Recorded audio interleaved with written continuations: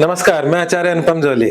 Mean राशि वाले लोगों के लिए आगामी सप्ताह अर्थात 29 जून से 5 जुलाई के बीच में आसमानी ग्रहों का आपके जीवन पर प्रभाव और उसका समाधान लेकर आया हूं। तो शुरुआत करते हैं ज्येष्ठी पूर्णिमा से लेकर आपके 5 जुलाई के बीच में ग्रह क्या कहते हैं। तो चंद्रमा से शुरुआत करते हैं और चंद्रमा क्योंकि फास्ट मूविंग प्लैनेट है, सबसे तेजी से आपके जीवन पे असर डालता है और चंद्रमा का सफर आपकी राशि से 10वीं राशि अर्थात धनु राशि से लेकर कुंभ राशि तक रहेगा इस हफ्ते।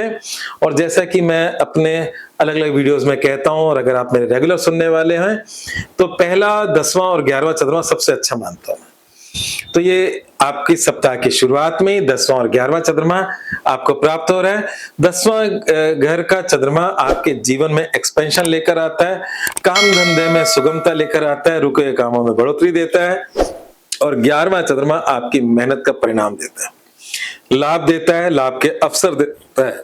तो इस प्रकार से आपके चंद्रमा की स्थिति है। पर सप्ताहांत, सप्ताह के लास्ट में चंद्रमा कुंभ राशि में होगा और कुंभ राशि का मतलब आपकी राशि से 12वीं राशि, और 12वीं राशि में राहु बैठे हैं। और क्योंकि राहु 1.5 साल रहते हैं और अभी राहु यहीं रहने वाला है दिसंबर तक, तो हर महीने 2.25 दिन करीब करीब चंद्रमा इनके साथ रहेंगे, राहु के साथ। और राहु के साथ का चंद्रमा 12वां चंद्रमा थोड़ी सी परेशानियां देता है। कभी कभार गलत चीजों में पैसा खर्च हो जाता है, हम ना चाहकर भी हमसे कुछ उलझुल खर्चा हो जाता है। खर्चे 2 प्रकार के होते हैं, एक अच्छा खर्चा और एक बुरा खर्चा, और बुरा खर्चा ना चाहते हो जाते हैं। तो इसलिए 12वां जो चंद्रमा है आपकी राशि से अच्छा नहीं है। व्यर्थ की भागदौड़, व्यर्थ के खर्चे और कभी कभार हॉस्पिटल के चक्कर भी लगवाता है राहु चंद्रमा की युति, और नजर लगने का दोषी बनवा देता है। तो इसलिए थोड़ा सा केयरफुल रहना होगा। अब ये समय क्या है? ये समय है आपका 4 जुलाई, 4 जुलाई से लेकर 6 जुलाई सुबह तक है। तो कहने का मतलब सप्ताह के लास्ट के 2 दिन थोड़े से चिंताजनक है। शेष सप्ताह चंद्रमा के लिहाज से बहुत बहुत अच्छा जाने वाला है। अब बाकी ग्रहों की बात कर लेते हैं। तो बाकी ग्रहों में इन त्रिग्रही योग की चर्चा ना करें तो राशिफल नहीं हो सकता। हाँ, इस त्रिग्रही योग तो अभी समाप्त हो जाएगा। बुध 4 तारीख की शाम को 7:14 पे आपके कर्क से सिंह राशि में शिफ्ट हो जाएंगे। तो उससे पहले बुध, शुक्र और गुरु का यहाँ बैठना, जिसमें खासकर गुरु और बुध का बैठना बहुत कुछ कॉम्बिनेशन कहते हैं। जैसे मैंने कहा बुध तो शिफ्ट हो जाएंगे, पर जब तक है तब तक इस हफ्ते का जो प्रेडिक्शन बन रहा है वो बड़ा गजब का बन रहा है। बुध यहाँ पर आपका आपके जीवन साथी का, व्यापार का, सुख का प्लेनेट है, जिसमें आप कह सकते हो कि जमीन, मकान, वाहन जैसे सभी प्रकार के सुख, माता का सुख, ये सब चीजें मिलती हैं। तो बुध और गुरु आप स्वयं हैं और गुरु आपके करियर का लॉर्ड है। और सप्ताह की शुरुआत जो मैंने आपके लिए बहुत ही अच्छी बोली है, और उसमें भी एक चमत्कार हो रहा है। प्रथम दिन आपके इसमें एक्सचेंज हो रहा है। मतलब यहाँ की राशि चंद्रमा आपके करियर की राशि में, और करियर का स्वामी बृहस्पति यहाँ है। तो सप्ताह की शुरुआत में जैसा कि मैंने कहा कि जो भी आपने जीवन में शिक्षा ली है, जो भी आपकी मतलब बुद्धि है, 5वां घर बुद्धि का भी होता है, वैसे तो लग्न मस्तिष्क का होता है, पर 5वें घर में भी मेधा होती है। जो आपका विजडम है, विजडम 5वें घर से देखते हैं, विजडम, बुद्धि या आपका ज्ञान या आपकी शिक्षा का उपयोग अच्छे से आप सप्ताह की शुरुआत में अपने कार्य क्षेत्र में ले पाएंगे इस एक्सचेंज की वजह से। अच्छा, इसका दूसरा परिणाम है कि शिक्षा आपके कार्य क्षेत्र में लाभ दे रही है। कभी कभार आपके किसी प्रेम संबंध या प्रेमी का भी सहयोग, कई बार जैसे होता है कि किसी का रेफरेंस मिलता है और नौकरी में कुछ लाभ मिल जाता है, तो आपके प्रेम संबंधों का लाभ भी आपके करियर में हो सकता है इस कॉम्बिनेशन की वजह से। वापिस आए थे बुध और गुरु का। तो बुध और गुरु का जो ये कॉम्बिनेशन है, ये बताता है कि आपके करियर के अंदर आपकी बुद्धि बहुत अच्छी चल रही है और आप अपनी बुद्धि के अनुसार अपने करियर में उन्नति करेंगे। साथ ही साथ बुध जो है वो आपके वैवाहिक जीवन का स्वामी है, और वो भी प्रेम के खाने में बैठा है, गुरु के साथ बैठा है। गुरु मतलब स्वयं आप।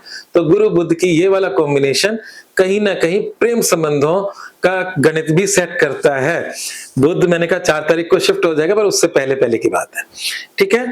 तो प्रेम संबंधों का या जो वैवाहिक जीवन के अंदर जो शिफ्ट होना चाहते हैं प्रेम संबंधों को, उसका भी कुछ ना कुछ छोटा मोटा कॉम्बिनेशन बना रहा है। शुक्र जो है, शुक्र आपके पराक्रम का और लॉसेस का है, साथ में गुप्त चीजों का भी है। तो इस समय कोई गुप्त प्रेम संबंध भी हो सकता है, क्योंकि 8वें घर का स्वामी शुक्र, आपका लग्न का स्वामी या राशि का स्वामी कहें जिसे, राशि लग्न का स्वामी बृहस्पति, दोनों आपके प्रेम संबंधों में बैठे हैं। तो कोई गुप्त प्रेम भी संभव हो सकता है शुक्र गुरु की युति से। और तीसरा घर पराक्रम का या दोस्तों का होता है। तो कुल मिलाकर बात है, पांचवा घर एंटरटेनमेंट का भी होता है। तो आपका समय मौज शौक में अच्छे से व्यतीत होगा। साथ ही साथ सिर्फ मौज शौक और ये अफेयर जैसी बातें नहीं, आपका आध्यात्मिक उन्नति के भी योग है। ये बृहस्पति मतलब हमारे ज्ञान का है, और उच्च का बृहस्पति यहाँ पर आपके ना सिर्फ 5वें घर को स्ट्रॉन्ग कर रहा है, वो आपके हायर एजुकेशन को दृष्टि डालकर स्ट्रॉन्ग कर रहा है।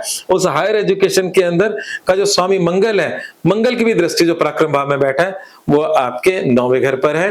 तो 9वें घर पर मंगल और गुरु की दृष्टि, और गुरु जो पावरफुल होकर दृष्टि डाल रहा है आपके जीवन में बड़े परिवर्तन लेकर आ रहा है। 9वां घर भाग्य का भाव होता है, और भाग्य का मतलब मैं एक बता दूं, भाग्य एक न्यूट्रल वर्ड है, या तो सौभाग्य होता है या दुर्भाग्य होता है ना। लक एक न्यूट्रल वर्ड है, तो बैड लक होता है, गुड लक होता है।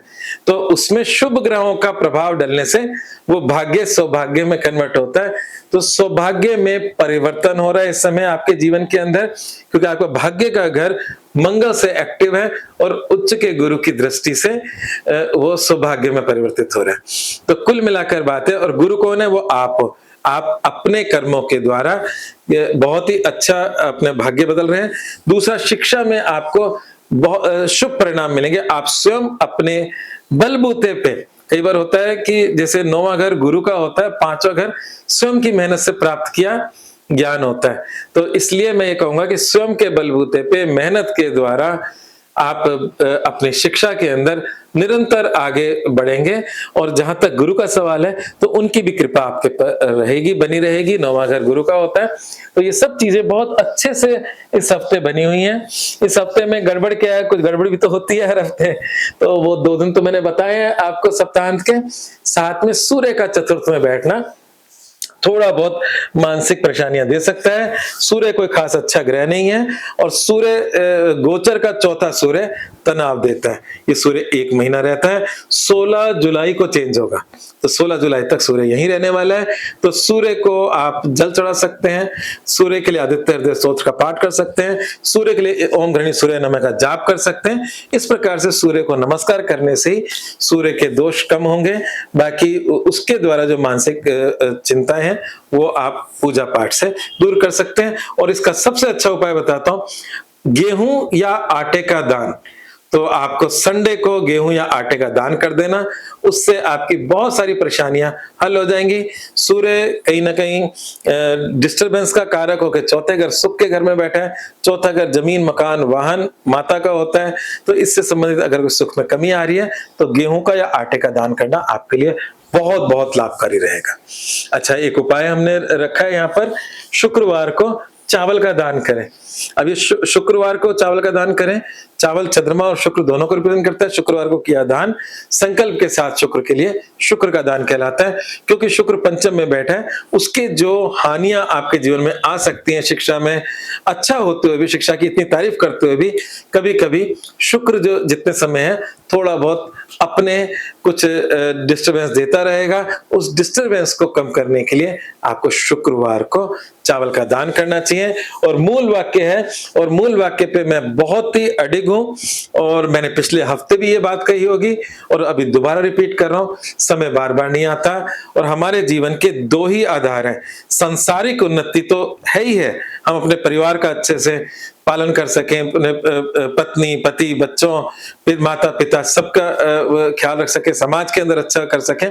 पर इसके साथ साथ एक परम सत्य भी है, वो है ईश्वर के साथ हम जुड़ सकें। हम कहीं ना कहीं मृत्यु उपरांत सबको अकेले जाना है, तो हम अपनी आत्मिक उन्नति कर सकें, आध्यात्मिक उन्नति कर सकें। और ये समय इन सारी सांसारिक बातों के साथ साथ आत्मिक उन्नति का है। अगर ये समय गवा दिया, मैंने जैसे कहा कि बृहस्पति 12 साल में एक बार आता है, और अभी ये स्थिति बहुत अच्छी बनी हुई है। इस समय आप अपनी आध्यात्मिक उन्नति निश्चित रूप से कर सकते हो। इस समय के ध्यान, पूजा, मंत्र जाप आपको बहुत लाभ देंगे।